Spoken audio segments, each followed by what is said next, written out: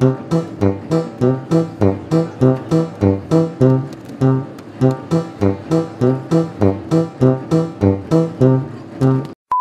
kamu penggemar film aksi tahun 80-an dan 90-an, pasti kenal dong nama Steven Seagal, sosok tinggi besar dengan rambut klimis, tatapan tajam, dan gaya bertarung yang khas. You slapped him pretty well at one point too. The crowd was like, "Oh, Steven."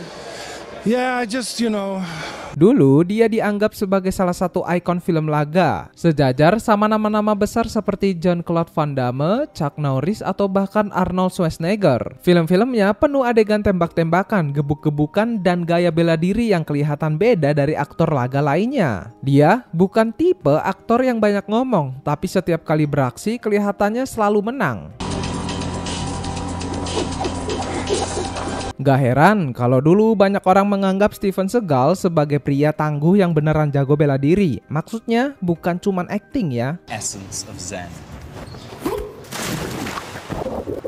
Tapi seiring waktu berlalu makin banyak hal tentang Steven Seagal yang mulai terkuak. Dan ternyata citra pahlawan tangguh yang selama ini dia bangun jauh banget dari kenyataannya. Di balik layar, banyak orang yang pernah bekerja bareng dia mengaku kalau Seagal itu adalah orang yang sulit diajak kerjasama. I goes, okay, so anyways, he starts and Steven Seagal's like, well, I will tell you one thing. And he starts to get up, he goes, I'm gonna kick all your asses.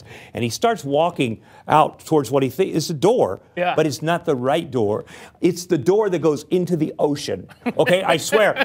And arogan, keras kepala, suka semena-mena, bahkan sering bertindak kasar tanpa alasan yang jelas. Banyak stuntman yang cerita kalau mereka pernah benar-benar dipukul atau dijatuhkan secara brutal sama Seagal saat syuting. Dan ini bukan karena kesalahan teknis atau adegan yang salah, tapi karena Seagal sengaja bikin mereka kesakitan, seolah dia pengen menunjukkan kalau dia beneran lebih hebat dari mereka. He beat the shit out of the guy and smashed his face to the mirror multiple times. He went over the top to the point that sent the guy to the hospital. Ada satu cerita tentang seorang stuntman yang sampai harus dibawa ke rumah sakit karena tindakan brutal Seagal. Gak ada perlindungan yang memadai, gak ada koordinasi, pokoknya langsung dihajar begitu saja. Dan itu terjadi berkali-kali di berbagai proyek film yang dia bintangi. Banyak kru yang akhirnya mundur dari proyek karena nggak tahan dengan perlakuannya. He did with Steven Seagal. He was actually hitting the stuntman like for real. Oh, hell yeah. He's known for that. Tapi Seagal sendiri kayaknya nggak peduli. Dia terus merasa dirinya paling benar, paling jago, dan paling tahu soal segalanya. Bahkan ada beberapa film di mana dia tiba-tiba mengubah skrip seenaknya sendiri tanpa konsultasi sama sutradara atau penulis naskah. But he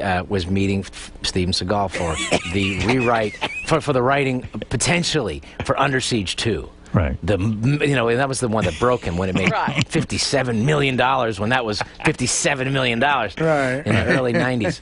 Akibatnya, produksi jadi kacau, timeline molor, dan biaya membengkak. Salah satu kasusnya bahkan sampai menyebabkan tuntutan hukum senilai $14 juta karena perubahan skrip yang gak sah dan keterlambatan yang dia sebabkan sendiri. Actor's like, we're changing the scene. We're gonna do the scene in Arabic.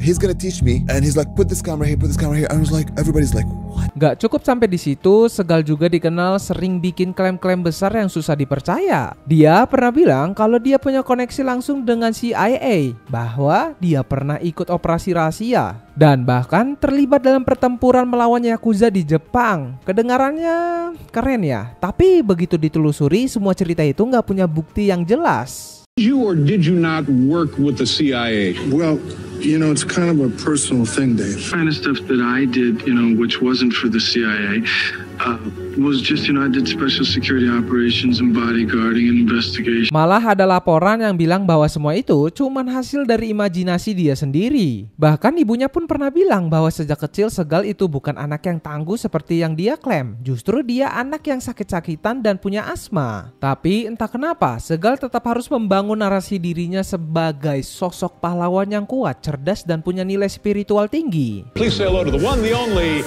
Steven Seagal.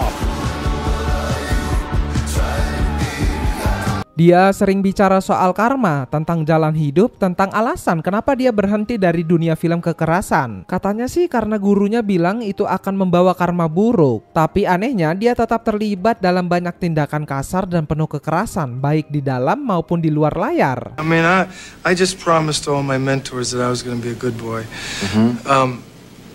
I think that's a matter of opinion. Salah satu contoh yang paling absurd adalah waktu dia ikut dalam acara reality show tentang penangkapan penjahat. Di salah satu contoh episodenya, dia dan timnya benar-benar mendatangi rumah tersangka sabung ayam ilegal pakai tank. Iya, kamu nggak salah dengar, pakai tank sungguhan. Hasilnya bukan cuma operasi yang ngawur, tapi ratusan ayam mati dan seekor anak anjing juga ikut jadi korban. Pemilik rumah akhirnya menggugat Segal atas tindakan brutal yang dianggap nggak manusiawi dan sama sekali nggak profesional. First APC will approach from the south. The second APC will approach from the north. Dan semuanya nggak berhenti di situ. Saat karirnya mulai benar-benar tenggelam, Segal beralih ke dunia lain yaitu cryptocurrency. Tapi bukannya membuat proyek yang transparan dan jujur, dia malah ikut-ikutan tren scam kripto, yang akhirnya membawanya pada masalah baru. It's apparently dangerous for another reason. This crypto scam bilked investors out of $11 million and paid action star Steven Seagal to promote it. Penegak hukum di Amerika mulai menyelidiki keterlibatannya dalam promosi kripto bodong yang dianggap menyesatkan dan merugikan banyak investor kecil. Belum lagi masalah pribadinya dengan sesama aktor seperti Jean-Claude Van Damme. Can I laugh in your face? Really? Yes.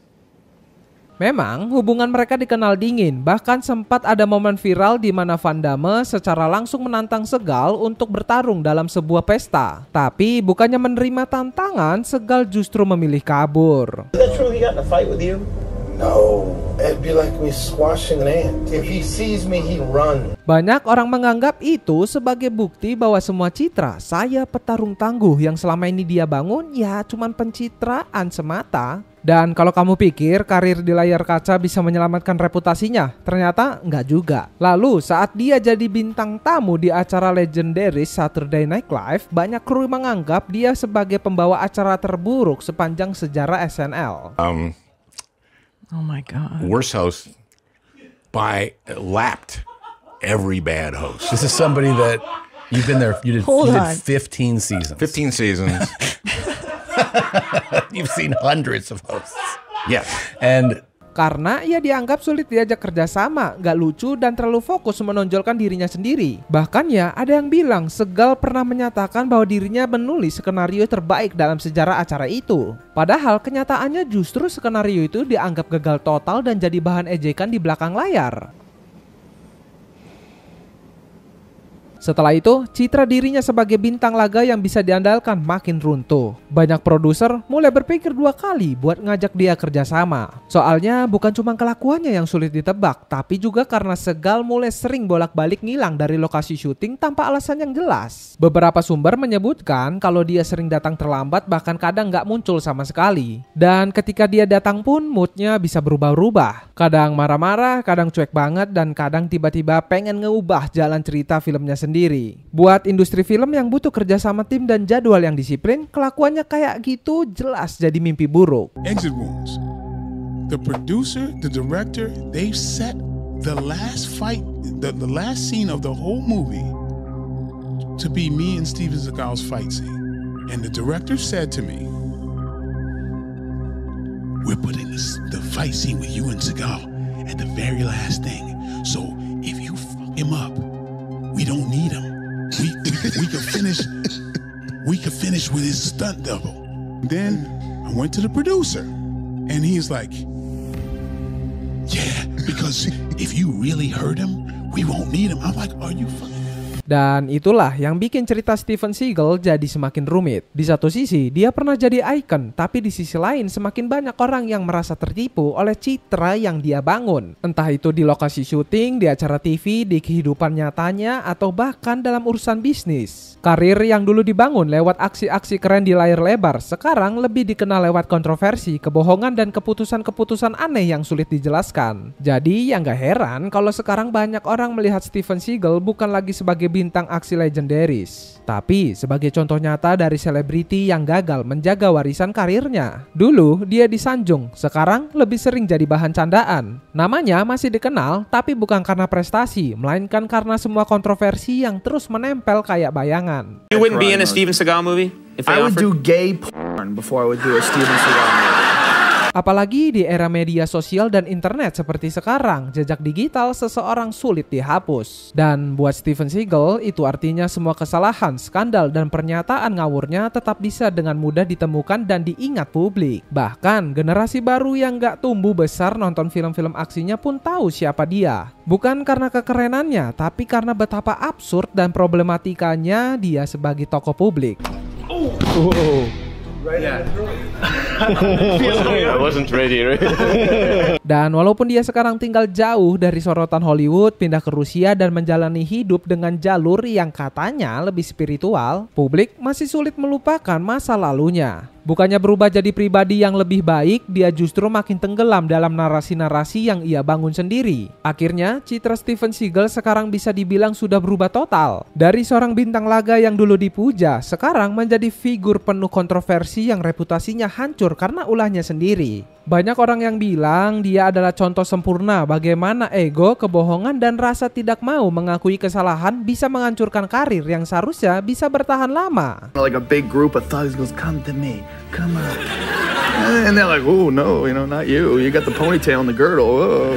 So they're horrible movies. It's really bad. But they always have him taking on like 50 guys. Right, they do the wagon train thing where he gets in the center and they all surround him and come one at a time. And then he gets the next guy. They're horrible.